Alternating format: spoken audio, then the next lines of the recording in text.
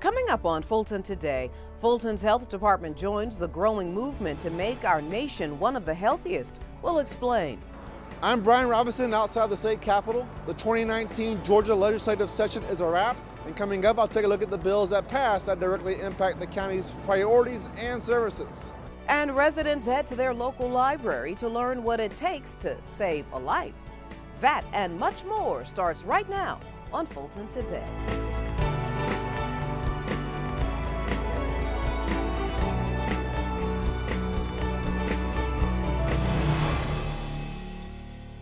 Welcome to Fulton Today, everybody. I'm Shania Chavis-Rucker. The 2019 Georgia General Assembly is in the history books. So how will the decisions of state lawmakers impact Fulton County and its residents? FGTV's Brian Robinson joins us now to explain. Quite a busy session, Brian. Shania, a busy session indeed, one that resulted in sweeping changes to a number of topics, including elections reform and health care. The 2019 Georgia legislative session will be remembered in part for changing the way Georgians vote in future elections. House Bill 316 created the replacement of the state's electronic voting system with touchscreens that print ballots. Before that system goes into effect statewide for the 2020 presidential election, Fulton County voters will be among the first to test the new machines later this year. Fulton County has been selected as one of 10 counties that will pilot this equipment in the upcoming November municipal elections. As elections officials prepare for the arrival of those new machines and start training staff and poll workers, officials with Fulton's Board of Health are also pleased with the outcome of the legislative session. The creation of House Bill 290 means the county's goal of ending new cases of HIV and AIDS by 2030 will receive state help. We also have House Bill 290, which will provide a pilot for the use of PrEP, which is an HIV prevention drug that Fulton County will be able to utilize. Of course, this is a major step forward for fighting HIV/AIDS in our county. There are also several human trafficking bills that made it through both of Georgia's chambers. We will see human trafficking criminal code changes added to gang activity and increased fines. We also will see further enforcement efforts across two other bills, and so we're delighted that this issue that is a huge initiative for Fulton County and the Atlanta metro area is receiving the kind of attention under the state legislature. Since the high number of human trafficking cases has plagued Fulton in years past, county leaders hope this new legislature better addresses the issue. Now, as a part of Fulton's advocacy to continue to provide behavioral health services to residents as a result of this session, the county will also receive 2 supplemental appropriations from the state. Reporting for FGTV, I'm Brian Robinson. Thank you very much, Brian. Meanwhile, Fulton's sheriff welcomes the newest class of public safety officers. FGTV's Daryl Carver explains how the implementation of a career path program can help this latest class rise through the ranks at the sheriff's office.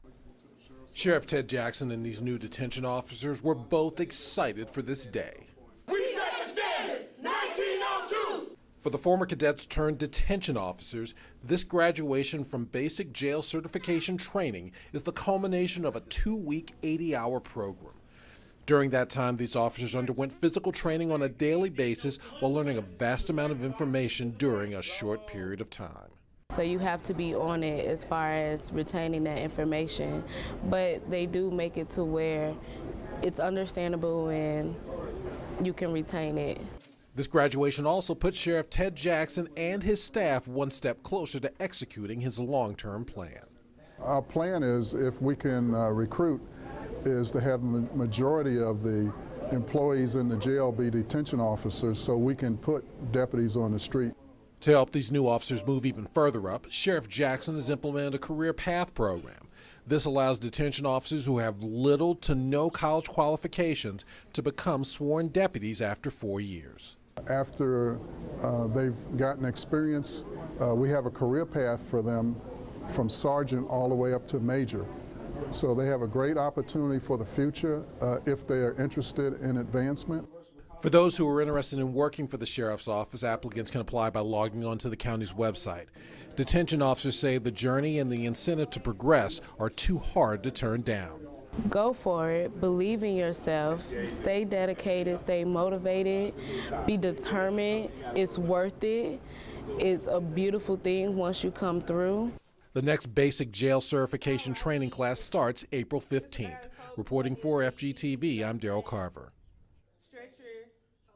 Thank you, Daryl. Young people who want to experience firsthand how the court and justice system works now have the chance.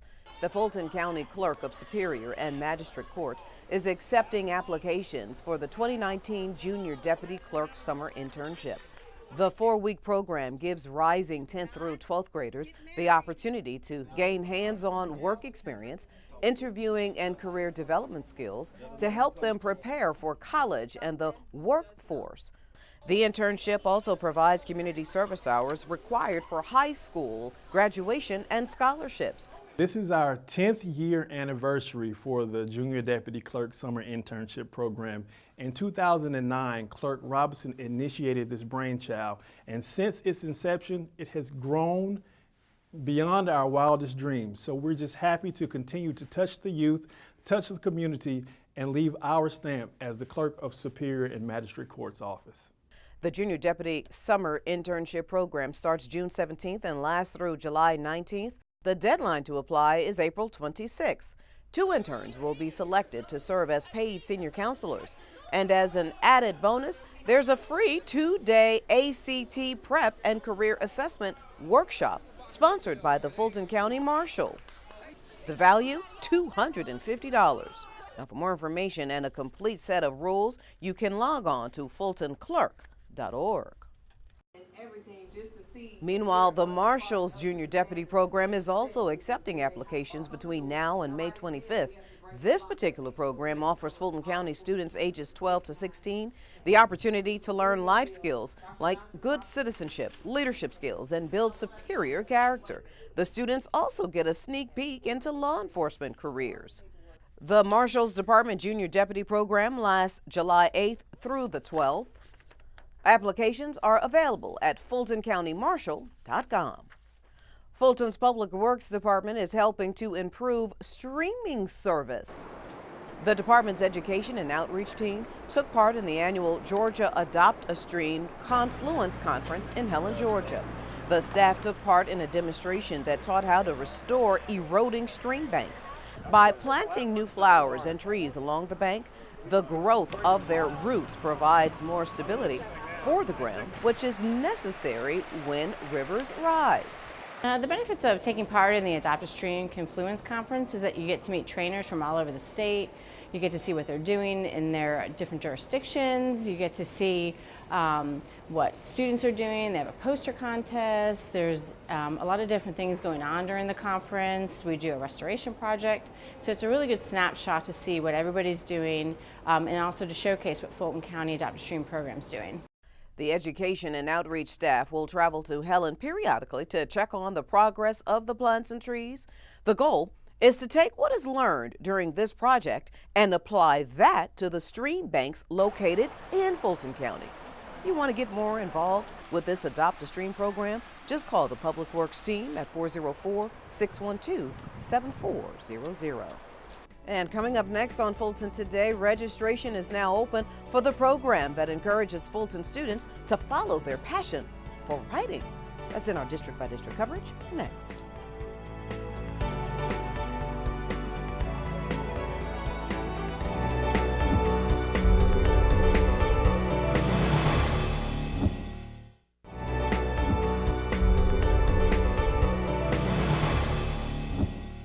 Fulton and DeKalb leaders have a community conversation about mental health, and it's time for students to apply for a county-sponsored Young Writers Workshop with a chance to win cash prizes. Here's this week's district by district coverage. District 2 Commissioner Bob Ellis serves as host of a community health forum all about the mental health challenges many residents are facing in the county. The Fulton DeKalb Hospital Authority, along with its community partners, hosted the event to discuss mental health challenges and the resources available in Fulton and in the state. There is a plethora of actual options for service and opportunities for people to get help. But on the flip side of that, they're not necessarily widely known, and they're not necessarily always the best coordinated. And forums like this that can begin to surface and bring out all of those opportunities that do exist in our community, so people that are aware of them, where they can go to get help, and begin to also communicate that to others that need help.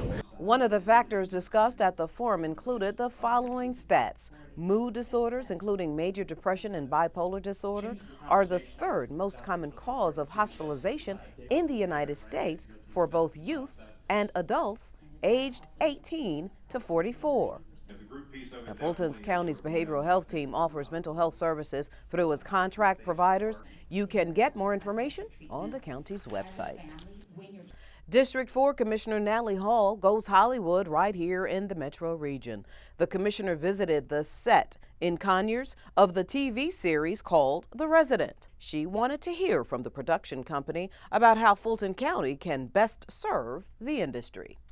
I was invited to The Resident Tour, which is a show that's being filmed on Fox Network. It is one of the hottest shows right now. And I was invited by Raphael Kirkland, who is not only a resident and business owner in the West End community in District 4, but he is also an employee who works for The Resident as a costumer for the costume and wardrobe department there. It was an outstanding tour and visit. He introduced me to the entire cast and crew, the producers and the executives, and I heard a lot of information from them about what we need to do as Fulton County to help the film and entertainment industry in Fulton County and in the entire state of Georgia. The commissioner is an ardent supporter of the arts and the Fulton Films Division. In District 5, applications to take part in the 2019 Right to Rise Young Writers Workshop and Competition are now available. Like last year, the event is sponsored by Commissioner Marvin Arrington Jr. Hosted at the Wolf Creek Library, the 5-week initiative is for county middle school and high school writers. Well, we're real excited about our Right to Rise program. It's a 5-week intensive writing program for youth in Fulton County. And so we're very excited. We've had a lot of great participation.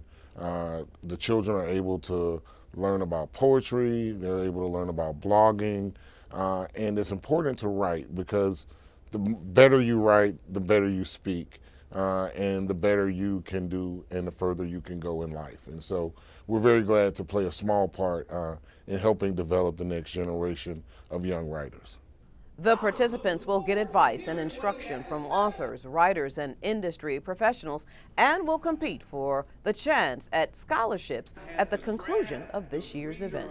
To get more information and to apply, visit the District 5 website.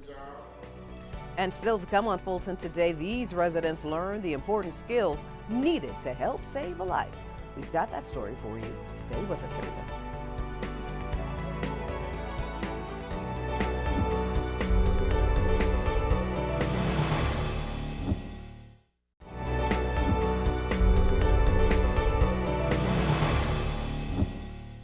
Fulton's health professionals are shining a light on a host of health issues and county services as a part of National Public Health Week. FGTV's Melissa Lewis explains.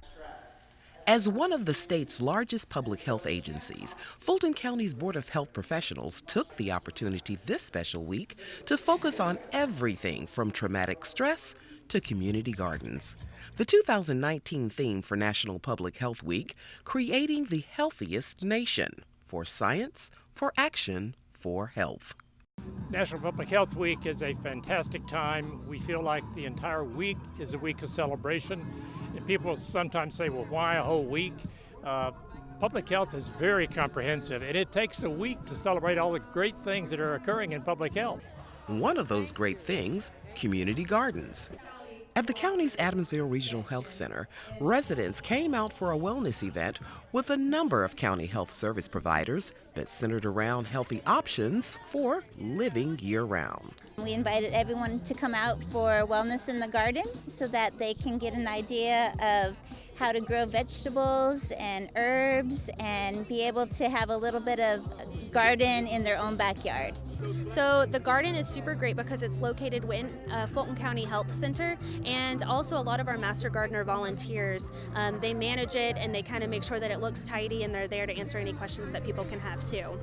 Meanwhile, at the Oak Hill Child, Adolescent, and Family Center, Fulton's behavioral health facility, the focus was violence prevention with the Trauma STARS workshop. STARS is an acronym for safety, trustworthiness, awareness, relationship-driven. All of us from the class have experienced some type of trauma, and it helps the individual that's receiving, and then it helps me to be able to go back to the community and help all of those that I come in contact with through referrals or through whatever issue they're going through. It helps me to be able to be a better instructor. I felt like it was important for me to be in a class that I was able to understand what the children's needs were. As I'm trying to develop leaders, my goal is to develop leaders and get children to see positivity in everything. So for me, children go through different things that change who they are, and I want to get to the root of that. These were just two of a number of programs hosted by Fulton's health team. The national observance had daily themes to coincide with various public health topics. The mission was to use each topic to spark new conversations and engage new stakeholders in the Fulton community. Fulton's Board of Health says mission accomplished for National Public Health Week 2019. Reporting for FGTV, I'm Melissa Lewis. Thank you, Melissa. Fulton's library staff get the bookshelves out of the way to make way for a life-saving lesson. Get ready. 3, 2, 1. Certified CPR and AED trainers offered free classes in the emergency procedures at the Louise Watley at Southeast Atlanta branch. Many people will not take a CPR class unless their job or employer is requiring it. So the likelihood of someone learning how to provide high quality CPR is slim to none, because again, there's also a barrier of people charging a cost to learn CPR. According to the American CPR Care Association, cardiopulmonary resuscitation, CPR, is an emergency life-saving procedure done when an individual's breathing or heartbeat suddenly stops. Instructors explain that brain damage could be caused within minutes of cardiac arrest, so the advantages of knowing and performing CPR to save a life are endless. I think it's important that everybody know how to perform CPR. It can be a lifesaver, so I had taken it in the past and just wanted to come and refresh. I think it is just a valuable skill to learn to have, just to take care of our family, to take care of our loved ones and community. It's great to know CPR, so we are so thankful for the class here. According to the American Academy of First Aid and CPR, providing CPR on time can triple the chances of a person surviving a heart attack. And speaking of saving lives, April is National 911 Education Month. So, of course, no one knows more about what this means than our very own Fulton Emergency Services Department, Fulton's 911. Fulton County 911, what's the address of your emergency? Each year during the week in April, telecommunicators around the country are honored for the service they provide day in and day out. National Public Safety Telecommunicators Week is a time to celebrate and say thank you to the heroes behind the headsets who dedicate their lives on a day-to-day basis to provide service to the citizens, visitors, and public safety responders in Fulton County. Throughout National Public Safety Telecommunicators Week, the public service responders that we provide service to will visit the 911 Center and show their support and appreciation to our telecommunicators for the hard work and dedication they put in and day out. Being able to help people every day and their emergencies kind of gets us through. It takes a special kind of person to work in 911, and we all, in a specific way, kind of love what we do. Well, I chose this job because I really like helping people. Didn't want to be on the front end as a police officer or a firefighter. So by taking the 911 calls, I'm actually at the first end. We are the first responders. And I enjoy helping the citizens, whether they're calling us because it's the worst day of their life or whether they're just simply lost and need direction. Was there a sudden onset of severe pain? Does he have any numbness or paralysis? 911 serves as the vital link between citizens and emergency services responders. It is necessary that we educate the public on the importance of 911 and the role they play in ensuring effective and efficient service response in times of crisis. It's an experience outside of its own. Just outside of this room, we have a bigger team because we have to coordinate with different agencies.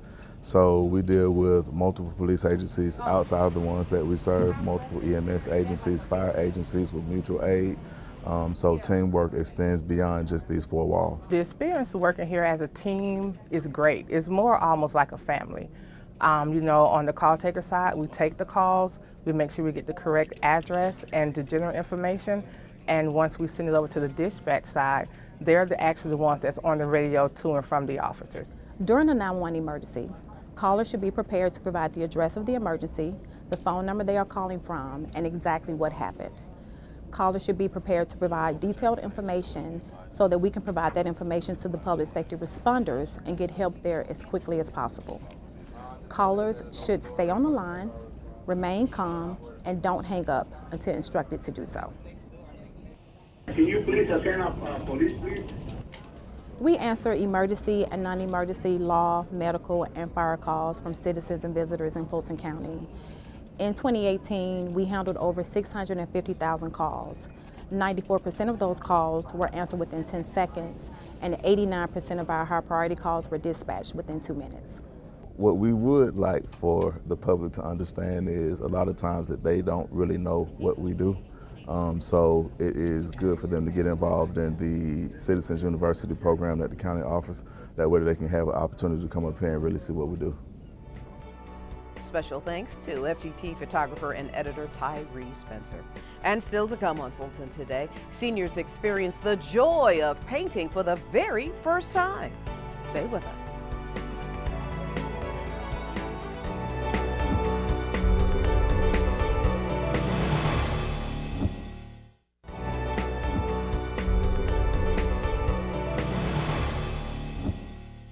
About that program that brings a library outdoors? Well, it receives national attention. The library software company, Denex, presented the Fulton County Library System with a 2019 Power of Libraries Award during an annual conference in Minnesota. The award recognizes Fulton's library system for its Library on the Lawn program. I think that it means that we are helping our community, we're doing something unique and bringing something to the community. We're not just doing a traditional library role. Launched in 2018 as a result of the closing of the Central Library during renovations, Library on the Lawn gives residents access to laptops and internet so they can handle any and all online business. Library on the Lawn has been so successful in Woodruff Park that library officials have decided to expand the program into other parks. The Power of Libraries Award is awarded to libraries across the country that make a difference in their communities. Way to go. And finally, a group of seniors learned the basics of painting. As a part of the Living Out Loud program that gives seniors the opportunity to experience the arts, this group wanted to discover painting. Held at the Johns Creek Art Center, this beginner's painting class covered topics like how to use a paintbrush, mix colors, and color theory. By the end of this 5 weeks, hopefully they'll have quite a few good lessons and have some finished paintings. That's my goal. Though the students say they have a joy and appreciation for painting, for some this was their first time actually doing it themselves. I have a background as an art historian, but I'd always wanted to learn to try to paint, and I'd never really done anything. I'd studied painting, but I never did it. And it was something that I just always wanted to try. So when I got this opportunity, I jumped on it. After this week, there will be 2 more beginners painting classes offered at the Johns Creek Arts Center on Thursdays. To learn more, just call the center at 770-623-8448. And before we go, our reminder that FGTV wants to connect with you online. Be sure to follow FGTV on Facebook, Twitter, and Instagram for up-to-date Fulton County news. And you can always watch a replay of this show and any other program anytime on our YouTube channel. So please subscribe. Well, that does it for this edition of Fulton Today. I'm Shania Chavis Rucker. Thank you so much for watching. Join us each week for news around and about Fulton County.